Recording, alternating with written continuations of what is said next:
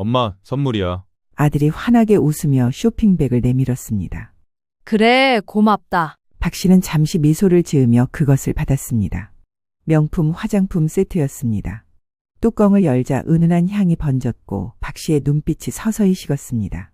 아주 좋은 걸 선물했네. 짧고 낮은 목소리가 거실에 울렸습니다. 그 다음 순간 박 씨는 그 화장품 세트를 한치의 망설임도 없이 쓰레기통에 털어 넣었습니다. 뚜껑이 부딪히며 닫히는 소리만이 남았습니다. 올해 64세의 박진숙 씨가 이 같은 행동을 한 것은 이유가 있었습니다. 우선 처음에 분명히 아들에게 말했습니다. 이번 생일은 챙기지 말라고요. 아들도 형편이 어렵고 상황이 좋지 않았기 때문입니다. 그랬더니 아들이 어떻게 그러냐며 엄마를 찾아뵙겠다고 했습니다. 이때 당연히 며느리도 같이 올 줄 알았더니 혼자 왔고 아들은 선물만 주고 일이 있다며 금방 돌아갔습니다. 그런데 박 씨의 눈에 들어온 화장품 상태는 딱 봤을 때 겉포장은 번지르르 비싸 보이는 케이스 안에 있지만 열어본 순간 박 씨는 바로 감이 온 겁니다. 뚜껑에 흠집하며 내용물도 뭔가 심심해 보이고. 박 씨는 슬슬 분노가 올라왔습니다. 순간 목구멍까지 무언가 치밀어 올랐지만 박 씨는 꾹 삼켰습니다. 오늘같이 좋은 날 괜히 기분 상하고 싶지 않았습니다. 남들 보기에는 형편이 어려운 아들이 어머니에게 화장품을 선물했는데 그걸 매몰차게 던져버리고 아들과 연을 끊겠다. 두 번 다시는 아들을 보지 않겠다고 다짐하는 박 씨를 너무 쪼잔하고 정없다고 생각할 것입니다. 하지만 그렇게만 본다면 박 씨도 상당히 억울합니다. 사정이 있기 때문입니다. 올해로 38세가 된 아들은 몇 년째 경제적으로 빠듯한 생활을 이어가고 있었습니다. 올해 초반 다니던 직장을 그만두고 장인어른 밑에서 건축일을 배우기 시작하면서 상황은 더 어려워졌습니다. 엄마, 나 이제 건축 배워보려고. 처음엔 돈이 잘 안 될 거야. 박 씨는 염려가 됐지만 아들의 의지를 꺾고 싶지 않아 그저 고개만 끄덕였습니다. 월급이 꼬박꼬박 들어오던 시절과 달리 지금은 현장 따라다니며 배우는 신세라 수입이 일정치 않았습니다. 아들은 공구와 자재를 챙기러 혹은 현장 회의를 하러 장모장인 집에 자주 들락거렸습니다. 이따 장인어른이랑 현장 보러 가야 해. 장모님이 점심 차려주신대. 이후로 혹시나 하는 마음에 박 씨는 아들이 건축 일을 배우는 동안만이라도 생활비와 기름값을 조금씩 보태주기 시작했습니다.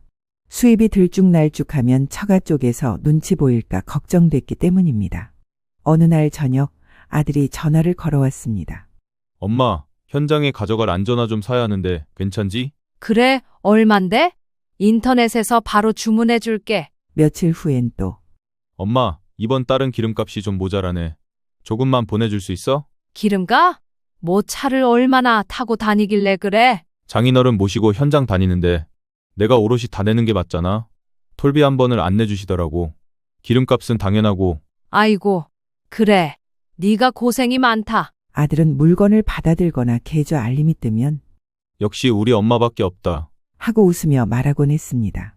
그러면서도 엄마한테 이렇게 신세만 져서 어떡하나 나중에 꼭 갚을게. 하고 미안한 듯 말했지만 그 나중이 언제일지는 아무도 알 수 없었죠. 박 씨는 다 해주면서도 아들이 손 내미는 일이 점점 당연해지는 게 느껴졌습니다. 그 와중에 아들은 종종 처가 때문에 힘들다고 박 씨에게 하소연을 하곤 했습니다. 박 씨도 어렴풋이 그런 분위기일 거라 예상은 했지만 막상 아들 입에서 직접 듣고 나니 마음이 무거웠습니다. 어느 날 저녁 전화를 건 아들이 한숨부터 내쉬었습니다. 엄마, 장인어른은 진짜 사람 피곤하게 해. 일 가르쳐준다면서 직원들이 할 일을 나한테 시켜. 부려먹기만 하고 쉬는 날도 없이 불러대. 박 씨는 조심스럽게 물었습니다. 그래도 배우는 입장이니 참고 배워야지. 장인어른이 많이 까다로우셔? 아들은 낮게 웃으며 말했습니다. 엄마, 솔직히 장인어른 스타일이 좀 깐깐해. 성격이 너무 다혈질이시라니까. 본인이 한 말도 까먹고 나한테 막 화내. 직원들도 있는 데서. 무안해 죽겠어. 박 씨는 그 말을 듣고 아들이 그나마 자기한테만 힘든 얘기를 털어놓는 것 같아 더 안쓰럽게 느껴졌습니다. 며칠 후 아들이 박 씨 집에 와서 또 하소연을 시작했습니다. 엄마, 나 진짜 그만둘까? 장인어른 덕분에 길이 열리긴 했는데 나를 너무 함부로 대하시네. 박 씨가 놀라서 물었습니다. 아니, 왜? 무슨 일 있었길래? 그냥 나사 몇 개 빼놓은 걸 갖고 막 고래고래 소리를 지르는 거야. 이제 김서방이라고도 안 부르고, 야, 소리를 하신다니까? 뭐? 아니, 사위한테 그렇게 부르는 게 어딨어? 아들이 이렇게 힘든 얘기를 털어놓을 때마다 박 씨는 그저 묵묵히 들어주었습니다. 그렇게 아들은 엄마 집에 올 때마다 한바탕 하소연을 쏟아놓고 갔습니다.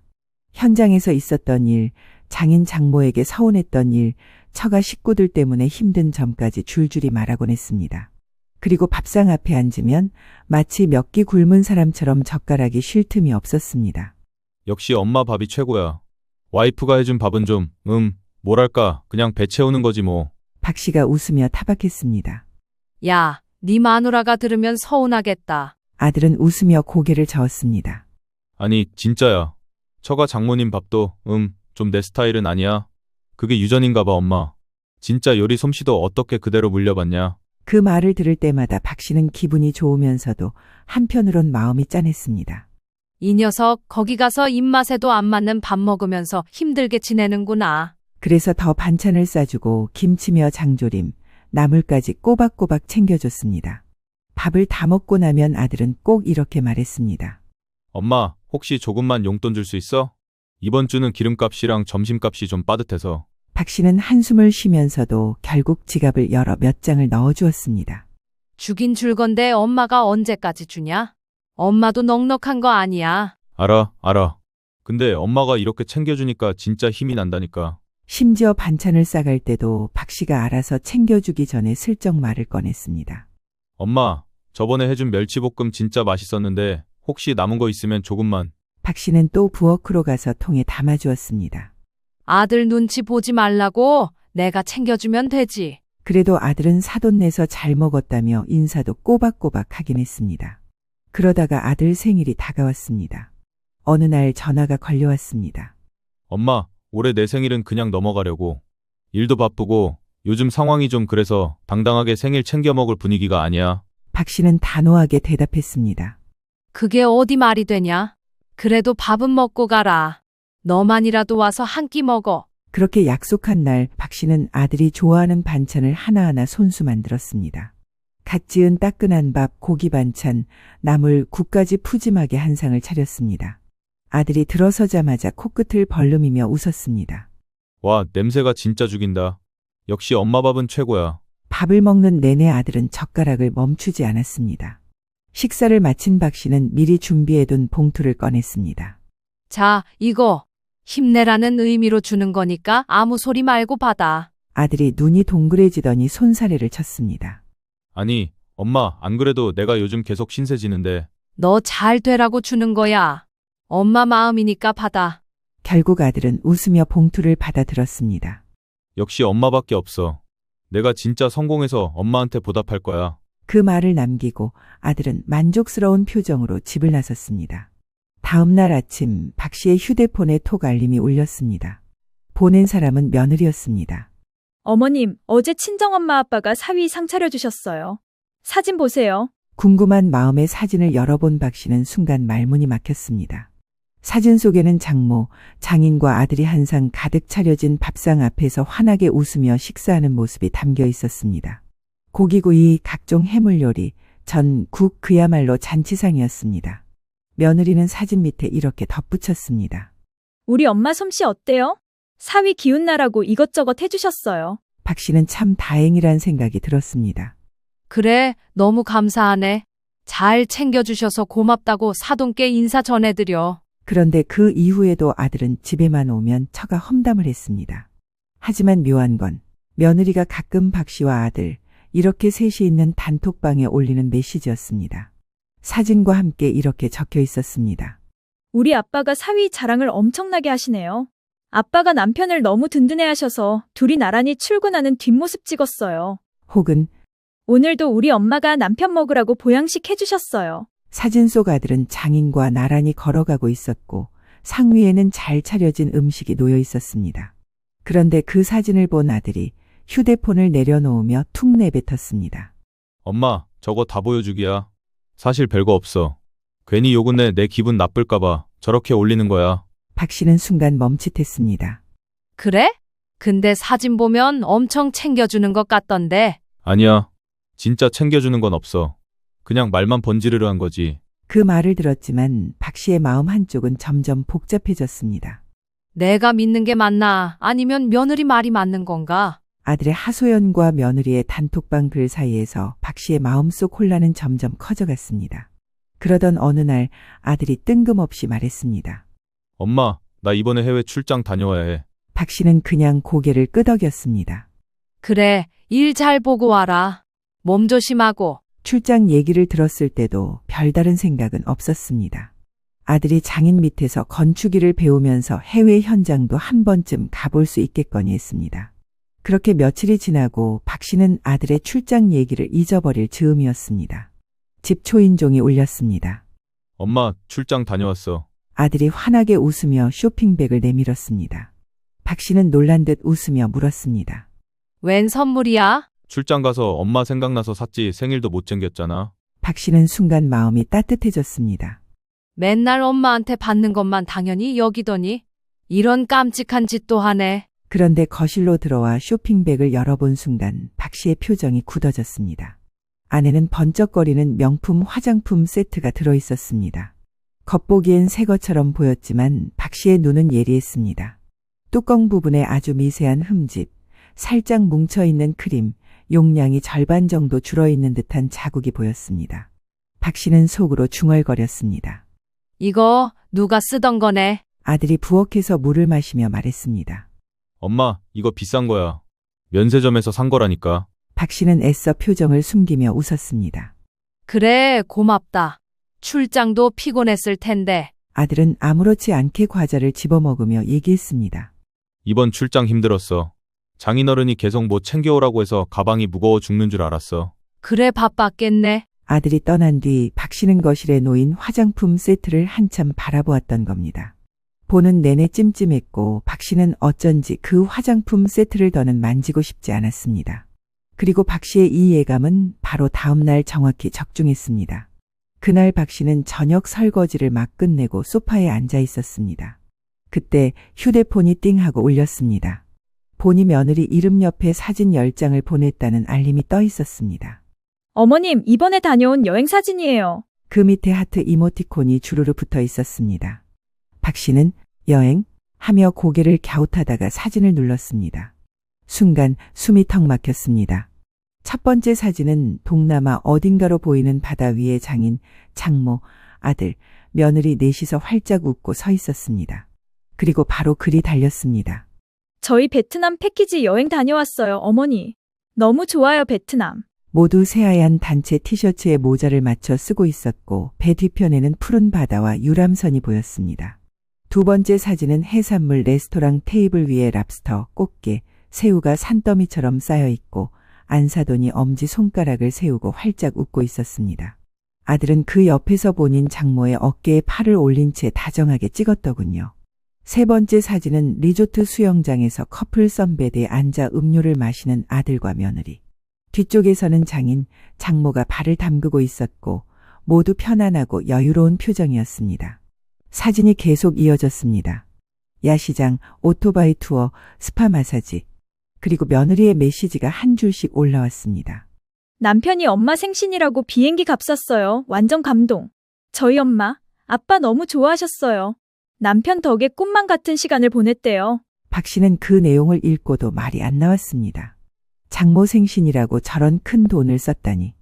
이번에 가보니 너무 좋더라고요. 어머님, 다음에는 우리 같이 가요. 박 씨의 손끝이 미세하게 떨리기 시작했습니다. 비행기가? 성인 4명의 숙박, 식사까지 좋기 200만 원은 들었을 텐데. 머릿속에서 숫자가 뚝뚝 튀어나왔습니다. 박 씨는 계속 올라오는 사진을 넘기다가 손가락이 한 장에서 딱 멈췄습니다. 그 순간 숨이 멎는 듯 했습니다. 사진 속 배경은 베트남의 고급 리조트 호텔. 천장이 높고 샹들리에가 반짝이는 레스토랑 한가운데 커다란 원형 테이블 위에 생일 케이크가 놓여 있었습니다. 케이크 위에는 영어로 적힌 초콜릿 장식과 초가 촘촘히 꽂혀 있었고 초 옆에는 작은 불꽃이 반짝였습니다. 하지만 박 씨의 눈을 붙잡은 건 케이크가 아니었습니다. 케이크 앞에 가지런히 놓인 쇼핑백 3개 그리고 그 안에서 꺼내 테이블 위에 전시된 여러 개의 명품 화장품 세트였습니다. 검은색과 금색이 섞인 고급스러운 포장, 번쩍거리는 로고, 촘촘히 쌓아 올린 병과 케이스들. 그리고 그중 한 세트, 유독 포장 모서리가 살짝 찌그러진 상자 하나가 눈에 들어왔습니다. 박 씨의 시선이 그 상자로 빨려 들어갔습니다. 저거 내가 받은 거네. 심장이 한번 쿵 하고 울렸습니다. 다른 사진을 확대해 보니 더 확신이 들었습니다. 라벨 모서리의 잔주름, 그리고 용량이 비치는 투명 병. 그건 아들이 엄마 선물이라며 내밀었던 바로 그 명품 화장품 세트였습니다. 구석에 밀려난 걸 보니 장모 마음에 안 들었던 모양입니다. 머릿속이 하얘진 박 씨는 순간 며칠 전 장면이 겹쳐 보였습니다. 거실에서 쇼핑백을 열었을 때 묘하게 기분이 이상했던 순간. 뚜껑을 열었을 때 뭉친 내용물과 비어있는 틈. 그리고 스스로 기분 탓이겠지 라며 삼켰던 의심. 이제 모든 게 맞아떨어졌습니다. 아들이 해외 출장이라고 거짓말하고 처가와 베트남 여행을 가서 장모 생신상 앞에 명품 화장품들을 늘어놓았고 그중 장모가 써보고 마음에 안 드는 것들을 모아다가 엄마에게 선물한 것이었습니다. 며느리가 보낸 메시지가 다시 눈에 들어왔습니다.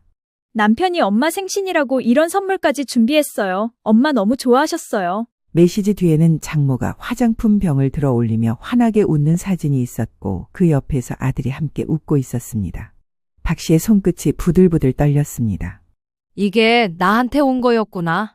지 장모한테 사다 줬다가 마음에 안 들어서 버린 걸. 가슴속 깊은 곳에서 치밀어 오르는 뜨거운 기운이 목까지 차올랐지만 박 씨는 끝까지 화면을 넘겼습니다. 그 장면을 보는 순간 박 씨는 자신이 그동안 어떻게 속고 있었는지 그리고 어디까지 우선순위에서 밀려 있었는지를 뼈저리게 깨달았습니다. 박 씨는 멍하니 사진을 넘기고 있었는데 갑자기 화면이 확 바뀌었습니다. 방금 전까지 줄줄이 올라와 있던 여행 사진들이 하나둘 사라지기 시작한 겁니다. 호텔에서 케이크 앞에 서 있던 장모의 사진이 삭제된 메시지입니다. 로 변했고 명품 화장품을 전시해 놓은 사진도 아들이 활짝 웃으며 장모 옆에 서 있던 사진도 순식간에 사라졌습니다. 마치 누군가 급하게 흔적을 지우는 듯 사진들이 톡톡톡 끊기듯 연달아 없어졌습니다. 박 씨는 화면을 붙잡고 혼잣말을 했습니다. 뭐야, 왜 지우지? 그때서야 눈치가 왔습니다. 이 가족 단톡방에는 며느리뿐 아니라 아들도 들어있다는 사실이 떠올랐습니다. 아마 아들이 뒤늦게 이 사진을 확인한 겁니다. 박 씨가 보면 큰일 나니까 며느리더러 지우라고 난리가 난 모양이었습니다. 박 씨는 입꼬리를 비틀어 올렸습니다. 곧바로 화면에 며느리의 손이 분주하게 움직인 흔적이 남았습니다. 여행지에 웃음소리 가득한 사진들.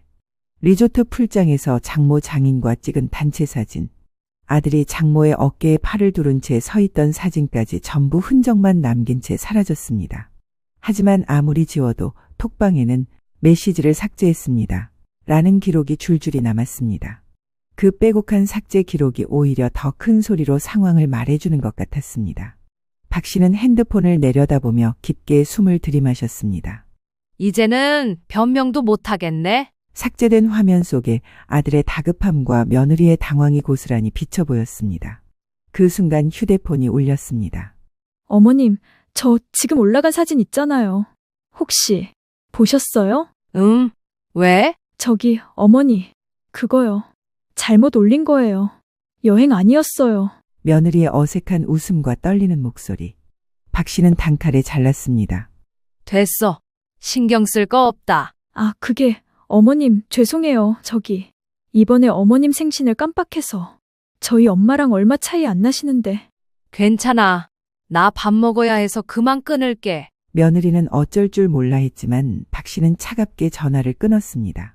이제 보니 며느리는 정말로 시어머니인 박 씨의 생일도 잊어버렸던 모양이었습니다. 자기 엄마가 안 쓰고 버리는 화장품을 남편이 시어머니에게 생일 선물로 줬다는 걸 이제서 알고 수습하려는 것이었으니까요. 박 씨는 그제야 확신이 들었습니다. 얘네들은 나를 진짜 사람으로 취급도 안 하는구나. 그 뒤로 며칠 지나 아들이 갑자기 집으로 찾아왔습니다. 현관문을 열자마자 환하게 웃는 척하며 들어섰지만 얼굴엔 어딘가 어색한 기운이 묻어 있었습니다. 엄마 나왔어. 박 씨는 무표정하게 그래, 왔냐? 이렇게 간단히만 대꾸했습니다. 아들은 슬쩍 눈치를 보더니 뜬금없이 말을 꺼냈습니다. 아, 저기 엄마랑 여행 한번 가려고 날짜도 미리 잡았어. 말은 그렇게 했지만 목소리가 잔뜩 떨리고 문장 중간중간에 숨이 끊겼습니다. 박 씨는 팔짱을 낀 채 차갑게 대답했습니다. 됐어. 니들이나 가라. 아들이 당황한 얼굴로 물었습니다. 왜? 엄마 여행 좋아하잖아. 나도 사정 있어. 그냥 너희끼리 다녀와. 그 순간 아들의 표정이 굳더니 오히려 목소리를 높였습니다. 엄마, 뭐 기분 나쁜 일 있어? 왜 이렇게 삐졌어? 삐진 게 아니라 안 가고 싶어서 그런다. 아들은 억지로 웃음을 지으며 아니, 지난번에 뭐 혹시 그것 때문에 그런 거면 하고 말을 흐렸지만 박 씨는 차갑게 잘랐습니다. 박 씨는 더 이상 참을 수 없었습니다. 너라면 기분 좋겠어? 엄마한테는 네 장모한테 준 찌끄레기를 갖다 주는 아들놈인데 내가 네 얼굴 보고 싶겠냐? 아들이 순간 표정이 굳더니 억지로 웃으며 손을 내저었습니다. 아니, 그게 처가에 잘 보이려고 좀 오버한 거야. 엄마가 좀 이해해주면 안 돼? 박 씨는 차갑게 눈을 치켜떴습니다. 그래, 처가엔 잘 보이려고 새 거 사주고 여행 보내고 비행기 값 쏘고. 그럼 나는 뭐야? 너 낳아주고 키운 엄마는 그렇게 허투루 취급해도 되는 사람이야? 아들은 답답하다는 듯 한숨을 내쉬었습니다. 아니, 엄마 그냥 장모님 생신이었잖아. 나도 신경 쓰이니까. 신경은 장모만 쓰이고 나는 안 쓰이냐? 나도 기분 나쁠 줄 아는 사람이야. 그것도 몰라? 아들이 입술을 깨물며 낮게 중얼거렸습니다. 엄마 뭐 이런 걸로 화를 내. 내가 풀어준다고 했잖아. 여행 가자. 모시고 간다니까. 박 씨는 단호하게 고개를 저었습니다. 그건 네 마음 풀기지. 내 마음은 안 풀린다. 넌 늘 네 입장만 생각해. 나는 매번 참아주고 넘어가야 하고. 그러자 아들이 목소리를 높였습니다. 아 진짜 나도 힘들어 죽겠는데 엄마까지 왜 이래? 요즘 일도 빡세고 처가 눈치 보느라 미치겠는데 엄마라도 내 편 들어줘야 하는 거 아니야? 박 씨는 씁쓸하게 웃었습니다. 네 편? 네가 나를 이렇게 취급하는데 내가 무슨 수로 네 편이 되냐? 네가 힘들면 나는 더 힘들어도 참고 속상해도 웃어야 돼. 그게 엄마면 당연한 거고? 아들은 더 이상 말을 잇지 못하고 고개를 푹 숙였습니다. 거실에는 묵직한 숨소리만 남았고 박 씨의 눈가엔 차갑게 굳은 결심이 번지고 있었습니다. 박 씨는 차갑게 웃으며 말했습니다. 네 입으로 처가에 잘 보여야 한다고 했잖아? 그럼 거기 잘 보이려고 계속 노력해. 엄마는 이제 바쁘게 살 거다. 너한테 신경 쓸 시간 없어. 아들은 얼굴이 굳더니 이마를 찌푸렸습니다. 아 진짜 엄마 왜 이렇게까지 말해? 아들은 숨을 거칠게 몰아쉬며 더는 눈을 마주치지 못했습니다. 박 씨는 손사래를 치듯 말을 마무리했습니다. 됐어. 너는 너대로 살아. 나도 나대로 살 거니까. 그 말에 아들의 입술이 비죽 튀어나왔지만 더는 반박하지 못했습니다. 그 길로 박 씨는 그 화장품 세트를 모조리 쓰레기 봉투에 쓸어 담았습니다. 뚜껑이 덜 닫힌 채 부딪히며 나는 소리가 유난히도 거슬렸습니다. 그리고 바로 아들 연락처를 차단했습니다. 며칠 뒤 모르는 번호로 전화가 울렸습니다. 잠시 망설이다가 받았더니 들려온 목소리는 익숙했습니다. 엄마 나야. 직원 핸드폰 빌렸어. 왜 전화를 안 받아? 왜 이렇게 연락이 안 돼? 박 씨는 한마디도 하지 않고 뚝 하고 끊었습니다.